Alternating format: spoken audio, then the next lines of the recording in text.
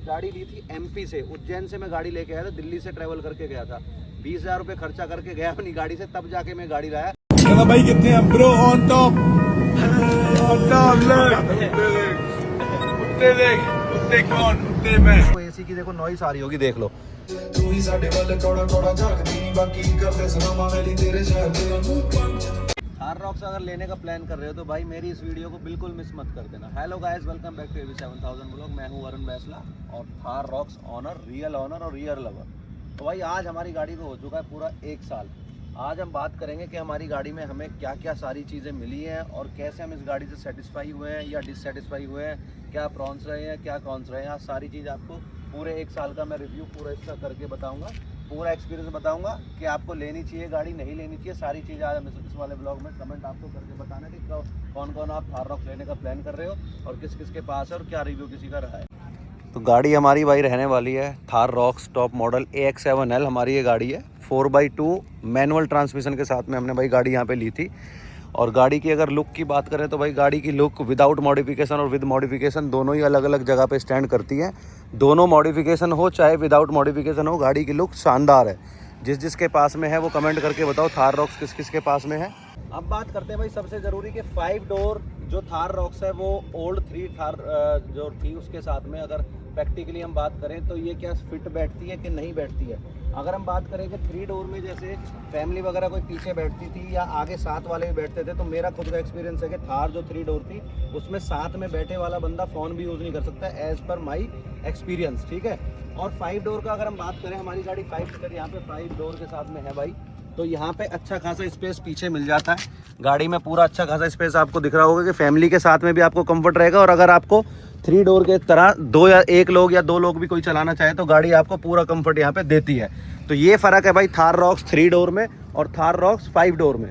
Main question भाई जो मेरे से लोग पूछते हैं कि भाई आपने 3 डोर और थार रॉक्स में से थार रॉक्स ही क्यों पसंद की, फाइनल की, और क्यों थार रॉक्स का टॉप मॉडल पसंद किया। तो मैं सबसे पहले अपना बता दूं आपको कि भाई मुझे Thar rocks top model AX7L इसलिए चाहिए था क्योंकि I am the music lover, ठीक है। तो गाड़ी में भाई भर भर के फीचर दिए हैं, जैसा मैंने आपको बताया महिंद्रा ने बहुत पूरा पैकेज दिया हुआ है कॉम्बो। तो गाड़ी में भाई मेरे को हरमन कार्डन चाहिए ही चाहिए था, प्लस मेरे को सनरूफ की थोड़ी नीड थी क्योंकि मेरा ट्रैवल ज़्यादा होता है। तो ये मेरा रीज़न था भाई थार रॉक्स टॉप मॉडल लेने का। अब भाई बारी आती है अपना फ्रंट सीट की, ड्राइविंग सीट की। आगे वाली सीटों की बात होती है जब बहुत ज़्यादा लोगों की कंप्लेंट जो है वो ये थी कि भाई थार रॉक्स को लेके जो हमारी थाई सपोर्ट है वो बहुत कम है, जिसकी वजह से आगे पैर जो कंफर्टेबल यहाँ पे नहीं होता और ये लटक जाता है ये वाला पार्ट। और साथ में जो हमारी मैनुअल ट्रांसमिशन वाली जितनी गाड़ियाँ हैं उनमें 3 पैडल है, जिसमें कि रेस, एक्सीलेटर हो गया, अपना ब्रेक हो गया और साथ में हो गया क्लिच। तो बहुत ज़्यादा पैरों में मतलब उन तीनों के बीच में उतना स्पेस है नहीं, तो वो बहुत अनकंफर्टेबल कई बार कर देता है। अगर बात करूंगा मैं इसकी पीछे वाले सीट की, तो पीछे वाली सीट पे आपको फैमिली के साथ या आप आराम से इसमें 3 या 4 लोग अगर एडजस्ट भी करने हैं तो ईजिली करा सकते हैं। यहाँ पे आप देखो थाई सपोर्ट थोड़ी सी बढ़ गई और पूरा जो स्पेस है गाड़ी का रिक्लाइन कर सकते हो आप सीट को पीछे। तो ये बहुत ज़्यादा कंफर्टेबल फील कराती है भाई फैमिली कार की अगर पर्पज़ से मैं बात करूँगा। और साथ में जो 3 डोर थी उसमें पीछे बैठने का कोई ऑप्शन नहीं था, उसमें पीछे डिग्गी की तरफ में मतलब ऐसे बूट में बंदा बैठा तो उतरने में किसी को अगर तो बहुत ज़्यादा प्रॉब्लम होती थी, इसलिए मैंने थार रॉक्स को भाई चूज़ किया और जो मुझे बेस्ट मेरा डिसीजन अभी तक लगा। गाइस गाड़ी में आपको मॉडर्न पैकेजेस के साथ में, मॉडर्न फीचर पैकेजेस के साथ में पूरा एक मतलब प्रीमियम फील मिलता है इंटीरियर के साथ भी। हमारा जो इंटीरियर है वो वाइट कलर का यहाँ पे इंटीरियर रहने वाला है, लेकिन इतने सारे फीचर्स और मॉडर्न लुक के साथ में भाई आपको प्रॉपर SUV वाली फील इसमें मिल जाती है, जो कि बहुत ही शानदार काम करती है दोनों ही तरीके से। क्योंकि कई बार बंदे को चाहिए होती है भाई गाड़ी भी हमें SUV चाहिए, ऑफ रोडिंग टाइप चाहिए और या माउंटेन वगैरह में ड्राइव करने के लिए, और साथ में फीचर भी मिल जाए, तो थार रॉक्स उसके लिए परफेक्ट कॉम्बो है। और जो सबसे जो मेरा मतलब लवेबल फीचर है मतलब कि चुंबेश्वरी जो फीचर मेरा है वो है भाई इसकी वेंटिलेटेड सीट।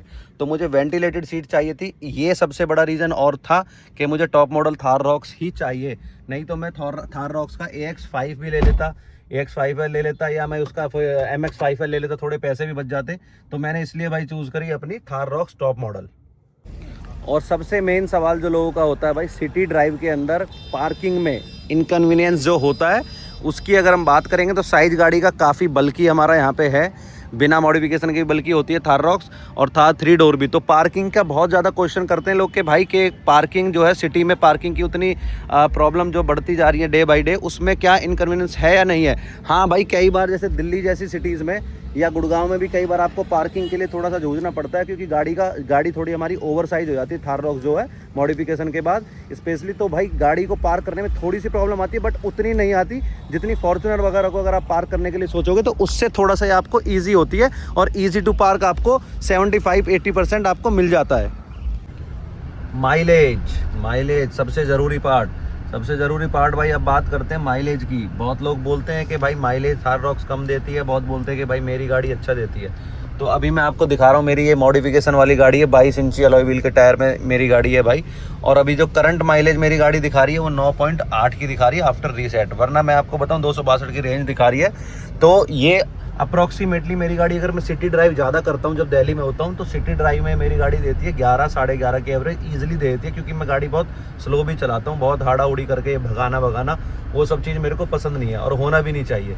अगर मैं हाईवे पे इस गाड़ी को ट्राई करता हूँ तो हाईवे पे भाई मेरी गाड़ी एवरेज निकालती है 13.5-14 ईजिली, बहुत आराम से ये एवरेज मेरे को दे देती है।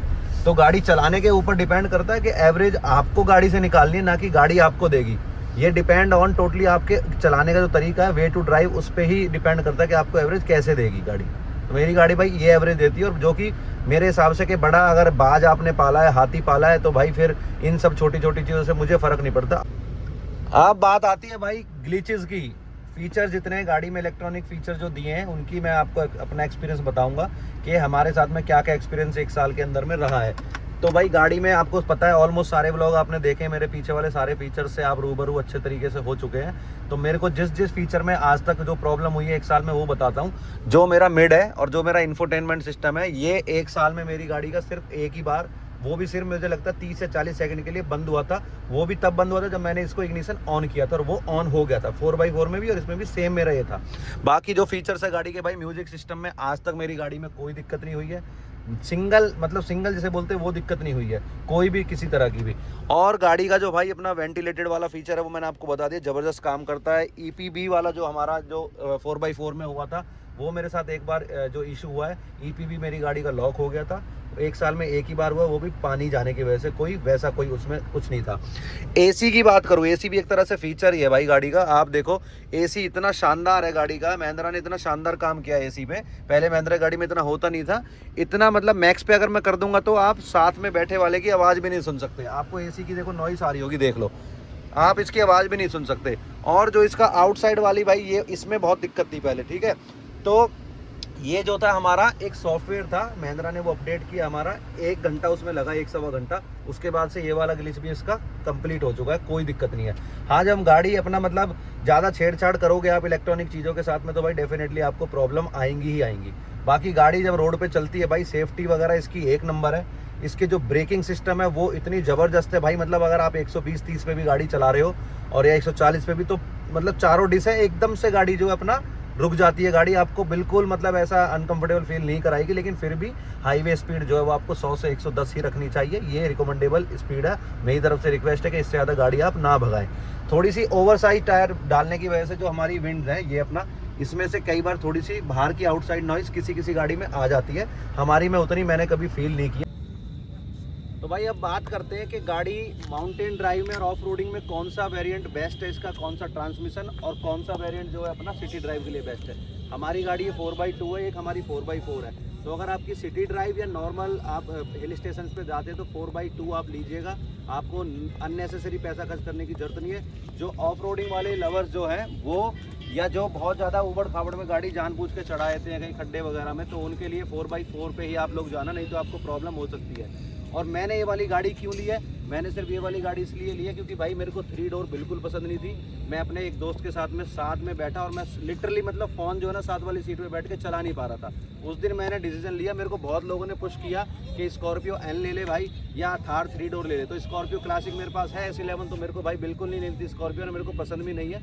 देन मैं इस पर गया था अपनी थार रॉक्स पे, और अब मुझे रियलाइज़ होता है 1 साल बाद कि गाड़ी लिटरली मतलब मेरा बहुत ज़बरदस्त वो डिसीजन था कि मैंने भाई थार रॉक्स ली। गाड़ी मैंने गाड़ी ली थी MP से, उज्जैन से मैं गाड़ी लेके आया था, दिल्ली से ट्रैवल करके गया था। 20,000 रुपये खर्चा करके गया अपनी गाड़ी से, तब जाके मैं गाड़ी लाया, क्योंकि मेरे को गाड़ी जल्दी लानी थी। और दिल्ली में अगर मैं गाड़ी लेने की कहीं ट्राई कर रहा था तो कहीं भाई DSA वाले 2 लाख रुपये मांग रहे थे, ऊपर से ब्लैक के कहीं 1.5 लाख रुपये मांग रहे थे। तो भाई ऐसे मेरी ये गाड़ी आई थी, वो भी पूरा व्लॉग पड़ा हुआ है, आप यूट्यूब के ऊपर जाके देख लेना, पूरा उज्जैन से और दिल्ली तक की इसकी डिलीवरी का व्लॉग है। पूरा 1.5 दिन लगा था मेरे को आने में।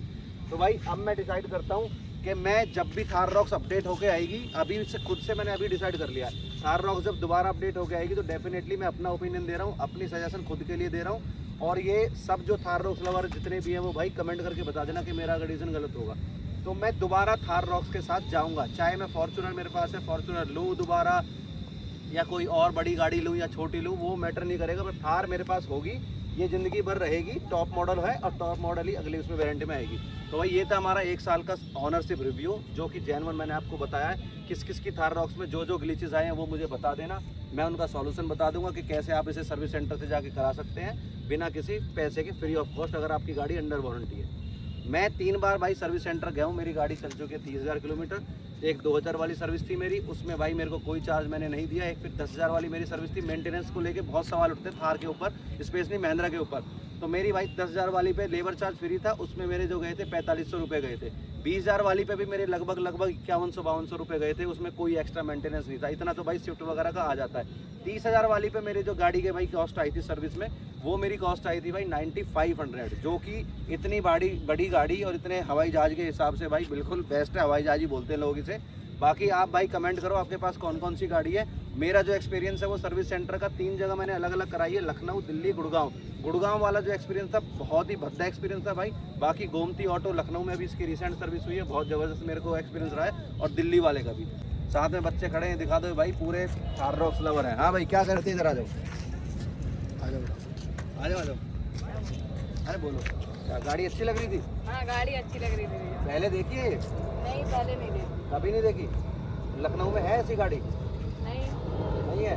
तो भाई थार रॉक्स मेरी जहाँ भी निकलती है पब्लिक इसको मुड़ मुड़ के देखती है। और यही नहीं, ऐसे मतलब हज़ारों बच्चे, हज़ारों लोग बाइक से मुड़ मुड़ के देखते हैं। तो भाई इसलिए पैसा जो है वो मुझे लगता है कि मेरा 30 लाख की 25-30 लाख की गाड़ी है, लेकिन वो 1 करोड़ का काम करती है। तो मिलते हैं भाई नेक्स्ट ब्लॉग में, तब तक के लिए भाई चैनल को लाइक से सब्सक्राइब कर देना। Bye bye guys. करे ਹੁੰਦੀਆਂ ਨੇ ਹੱਸ ਹੱਸ ਆਉਂਦੀਆਂ ਤੇ ਪੁੱਛਦੇ ਸਲੈਂਗ ਵਿੱਚ ਕਿਵੇਂ ਆਰੋ ਲੇਬਲਾਂ ਤੋਂ ਲੇਬਲ ਬਲੂ ਸੋਣੀ ਜਿਵੇਂ ਜਦੋਂ ਪੀਲੀਆਂ ਤੇ ਪਾਣੀ ਵਾਂਗੂ ਪੀਂਦੇ ਆ।